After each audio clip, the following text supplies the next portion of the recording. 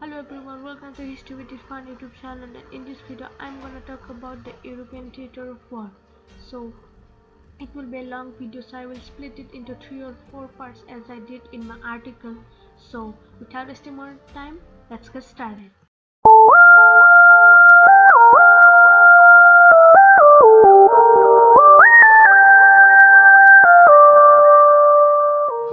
In my last video that on September 1st Hitler invaded Poland, and then 3 days later Great Britain and France declared war on German Reich, officially starting the Second World War. So I'm now going to talk about the advantages and the disadvantages the Germans and the Polish army had. So the first thing was the standard infantry weapon they carried. So the Germans carried the Carbine 98K or the Kar 90K, and the Spanish. The Polish also used the same gun, but an copied version of it, the Carbine WZ2 1929. In case of the submachine guns, the German army had the MP40 submachine guns, while the Polish army doesn't have any submachine guns till 1942, when they used some submachine guns, which were the copied version of Sten submachine gun and British submachine gun, which they used in the resistance movement. So after that, the German army, the Wehrmacht, has many other numerical advantages. The first one was the planes, which the Luftwaffe was very modernized and has the one of the most greatest planes. Very effective planes in the world. The first fighter was the Messerschmitt Mu-109, which was one of the most effective planes during the World War. So, and in case of the close air support or dive bombers, the German army had, not the German army, the Wehrmacht has the Zu-87 Stukas, and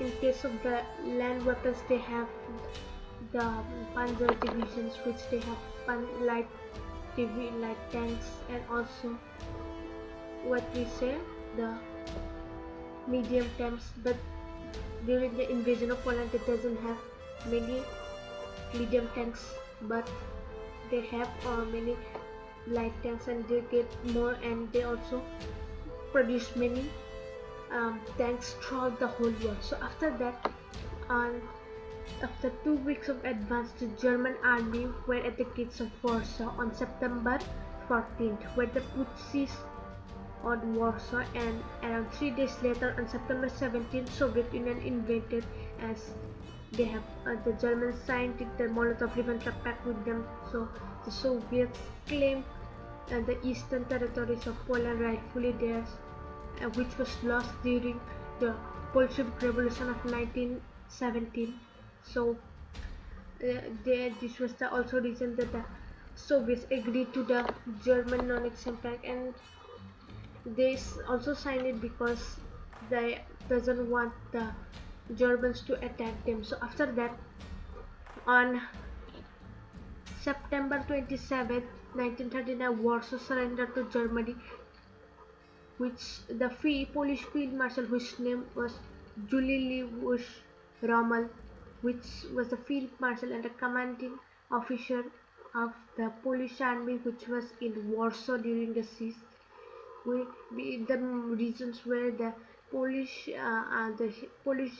Field Marshal think that it will be that the capital city of Poland will be enormously means all not means it was bombed every day, and so he doesn't want many civilians and also many armed soldiers to die because of the war. So he surrendered to the German army. So after, for some days, the fighting was still going on, was done, means some fighting was still done for some days, but eventually on October 6th, the Polish campaign came to an end.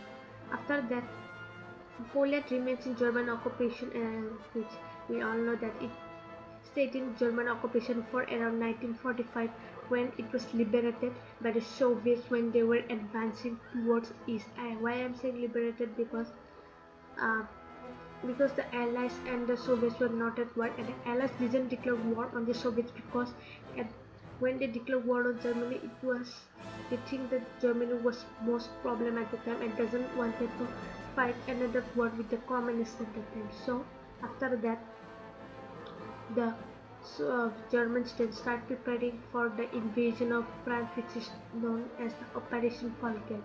And before that, during the Poland campaign, the Germans sustained around 11,000 casualties, which was some heavy casualties, but was not so many high because the didn't surprise that they declared war of this was ready. The Polish were ready because they know that the Germans would declare war on them if they refuse.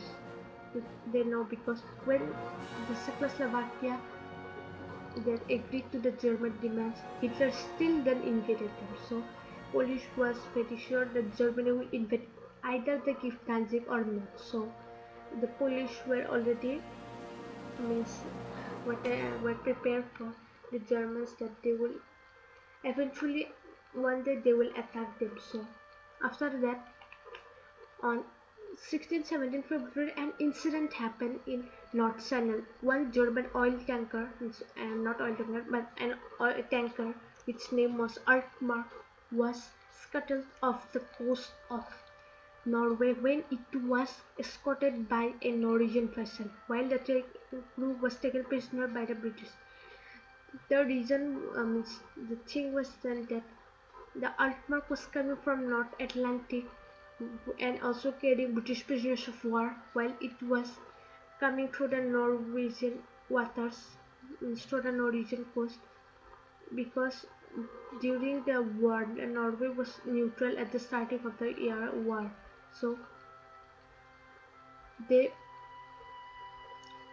was neutral. So they are the Germans also trade iron and ore from the Swedish, which they take iron ore from Sweden, which come through the ports of Norway and from also the Baltic Sea.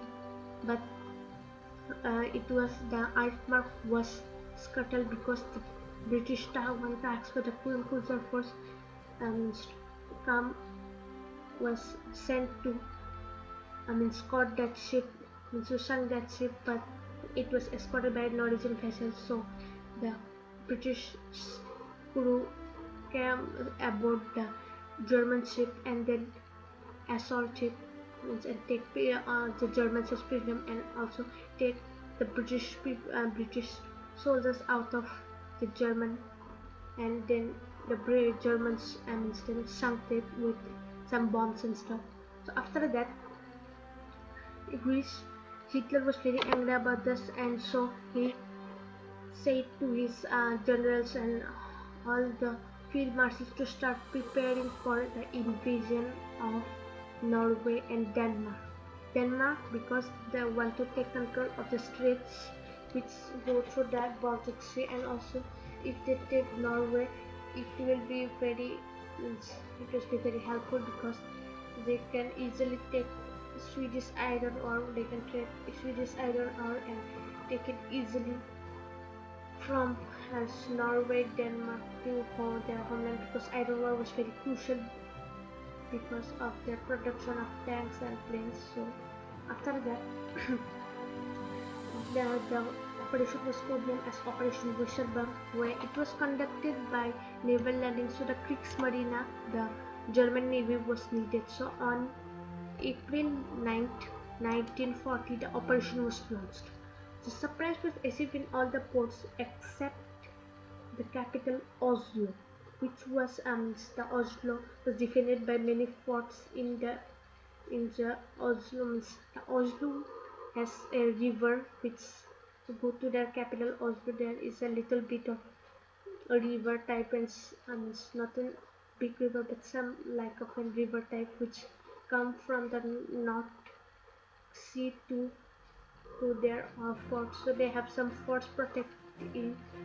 That's because, and that's why one of the new German battleships, heavy cruiser, the Bertram, was sunk while it was escorting and supporting the German convoys which will land on Oslo.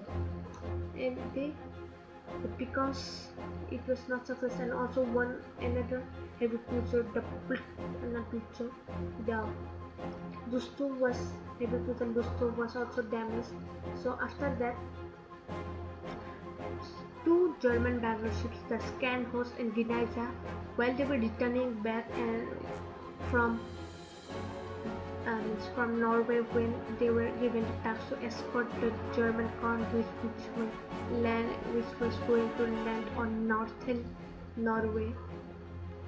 It's in the northern Norway, where in the Norway and Swedish border in that area. It was they fought one British carrier, which was the Glorious, and the battleship commanders were very surprised that the British carrier was only protected by two. It's not protected by. Was only escorted by two carriers, not carriers, two destroyers. So they easily sunk the carrier and two destroyers and then returned back. So after that, on 10th of May, unfortunately for Allies, on 10th of May, the German launched Operation Falcon, which was the invasion of France, which I said that the Germans were preparing for it from the first after the invasion of Poland is over. They were preparing for this when on 10th of May they launched it, and because of this the Allied soldiers have to evacuate from Norway, and the Norwegians, but still Norway fight for another month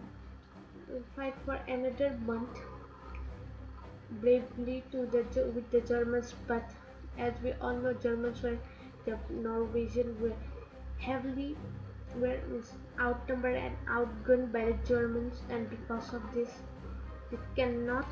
they weren't able to match the German army. So after the Norwegian campaign, both sides have the heavy losses, sort of casualties. The Germans sustained around 5,300 Germans. Around 5,300 were either killed or captured or missing in action, and then the Allies also lost one of their aircraft carriers, the Glorious, two cruisers, 8 destroyers, and then 2 submarines. And so Norway lost all of their fleet, because most of them were present in the Baltic Sea and were not taken out before the Germans landed on it, so they were scuttled. So the Allies also lost around 6,600 troops, which most of them were Norwegians, while the Germans also lost one of their heavy cruisers, the Blücher, 2 light cruisers. One of them was sunk by a submarine, British submarine, and one was sunk by a British submarine or an aircraft. So, and on 10 destroyers were sunk by one German British battleship, which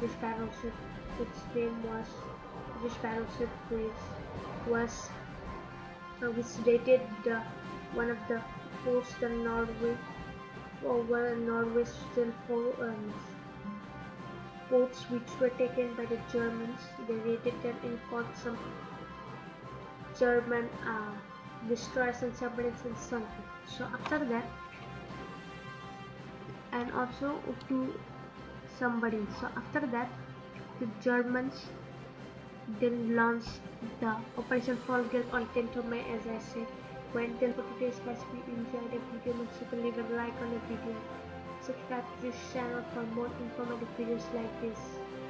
You can support us by donating on Patreon, and also follow us on Instagram. You can also check out our website and read our articles there. And I hope to see you on the next video of the World War II European Theatre Part 2. So I will meet you in the next video. Till then, bye bye.